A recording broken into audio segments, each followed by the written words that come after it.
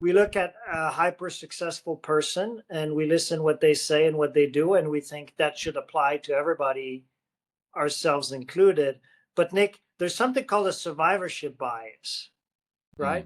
There might have been 2 million people that followed the same routine, but they burnt out because that routine tends to lead to burnout. And because that specific person actually made it through, we think that's what we should all do, because we don't see everyone that has failed before. Survivorship bias is a big problem when you look at advice based on hyper successful people. The common thread is that hyper successful people, maniacal focused people, more balanced people, there is a common thread where if you're not careful and you lose sight of non goal areas of your life, it's probably long term not going to work. And let's take Simone Biles, for example. I like to say, and this is not in the psychology of leadership because I read about this example after I published the book, but I'm doing it for your podcast now. So, Simone Biles, I like to say, got better at gymnastics by watching Netflix on Sundays. So, if you go to the 2021 Tokyo Olympics, famously, she walked out of the competition because she had the twisties. She couldn't figure out where she was in the air. It was overtraining and anxiety related. And she walked out, top gymnast, right?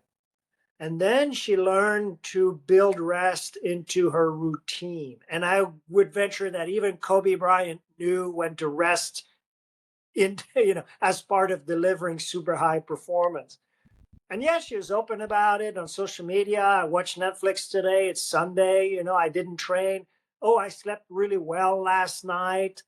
And she came back in 2023 and won 4 gold medals.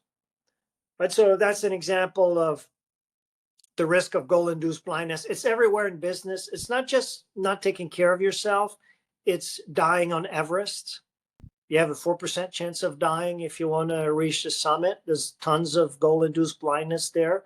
The literature in psychology research talks about Everest quite a bit. It's companies cheating, right? Because you think, oh, my goal is this key performance indicator we call in business.